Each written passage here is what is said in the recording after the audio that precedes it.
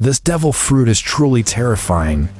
It can be said that its power is very similar to the special power of Luffy's naked devil fruit. Moreover, the truth about Loki and King Harold is finally beginning to be revealed. Aren't you curious? Hello, SuperSynth Studio here. One Piece chapter 1143 is titled The God's Night. The latest One Piece chapter features a color spread, a special request from readers, a Straw Hat Pirates card chase.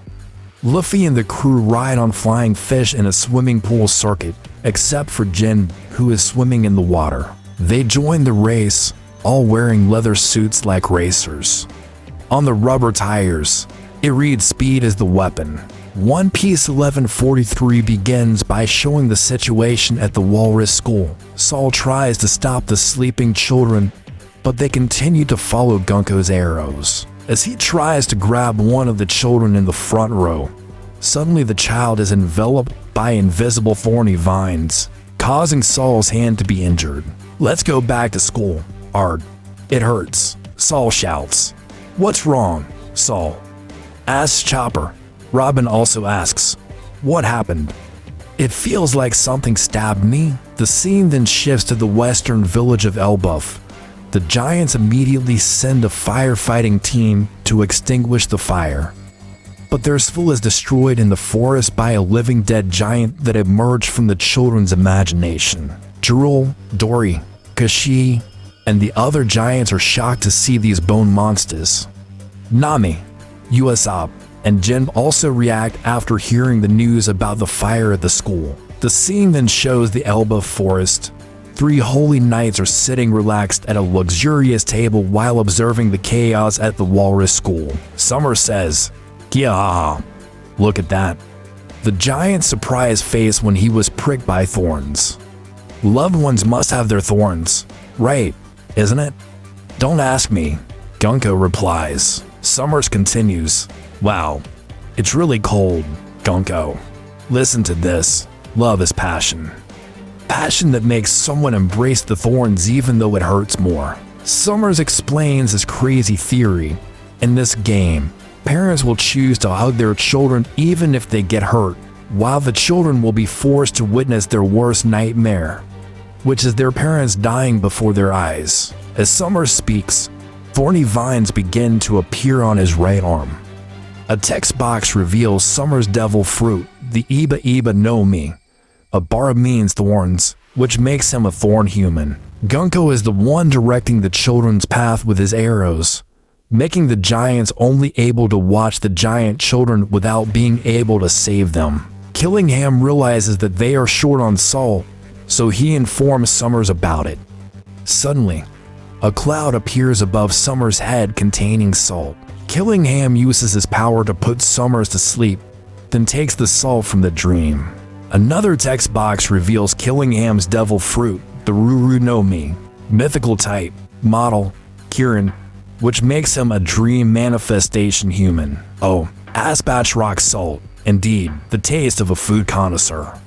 Okay, wake up now, says Killingham. Summers then says, while speaking of MMA created from children's dreams, this chapter does not explain what MMA stands for, but in Japanese it is read as Muma. Killingham says, of course they will run with the children.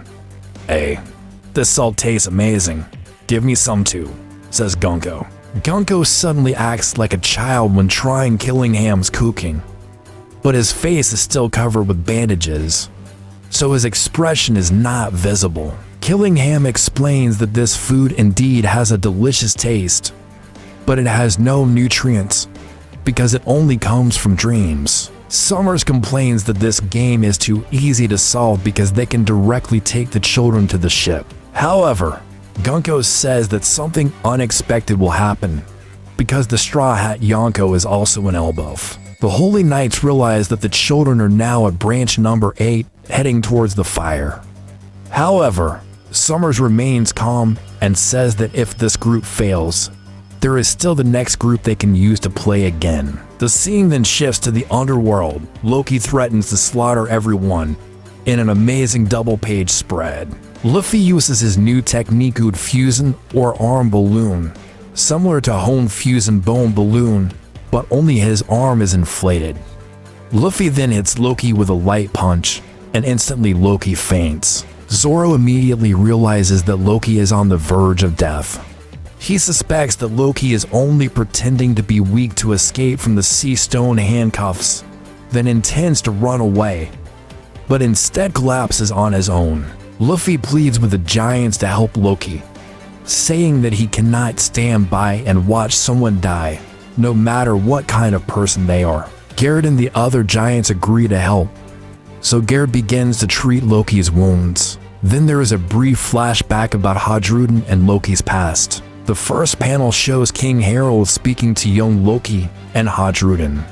Harold's face is not clearly visible because it is covered in shadow, but at that time, he still had the horns. Hadruden looks similar to his appearance in the Big Mom flashback. Loki was already taller than Hadruden at that time, and his eyes were also covered with bandages. Harold says, "You two are my precious sons. I hope you will support Elbaf together as my heirs." Then, it is shown that Loki could easily defeat Hadruden since they were children. Loki used a spiked kanabo as his weapon when he was young, similar to Kato's kanabo. Loki says, "Are you kidding? There's no way I would accept a weak shorty like you as my brother. Remember, you are just a bastard, not father's legitimate child. Hadruden, your mother comes from a tainted bloodline." Loki continues. Back to the present, on the last page of this chapter, Hadruden becomes very angry and raises his axe, ready to kill Loki. Road and Stanson desperately hold him back. Road shouts, wait, don't be reckless, Hadruden." Stanson shouts. Hadruden says, "I have never once forgiven this person. He insulted my mother and killed my father." Loki is already awake and he then says, "Just do it if you can, you pathetic berserker." Although Hadruden is full of anger, Loki speaks calmly. Hadruden is surprised to hear Loki's words. Loki continues, "If you have time to be caught up in your personal problems, look at the whole forest. Don't tell me that even you really believe that I wanted to kill father." Yes, Loki says this because he knows no one believes his words. Loki is already labeled as cunning, and his words are full of deceit. However, Luffy believes Loki is a good person, as his observation hockey specialization allows him to see whether someone is truly good or not. Finally, the mystery of Elbaf is gradually revealed. Loki did kill his own father, but he was forced to do so because his father, King Harold, allied with the world government. This is why Summers once asked Shamrock if he went to Elbaf to visit Harold's grave. It is also the reason there is a magic circle in the throne room of Elbaf, allowing world government elites to teleport easily to Elbaf. Loki did not want his homeland to fall under the control of the world government.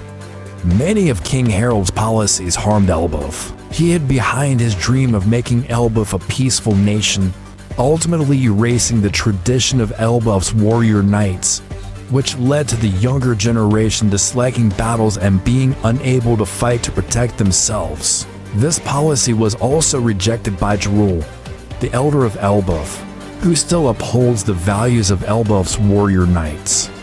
It is revealed that only Loki and Jarul survived the bloody battle at Orus Castle. Loki did beat Harold nearly to death, but it was Jarul who ultimately finished him off. This is why there is a sword stuck in Jarul's head, and that sword belongs to Harold.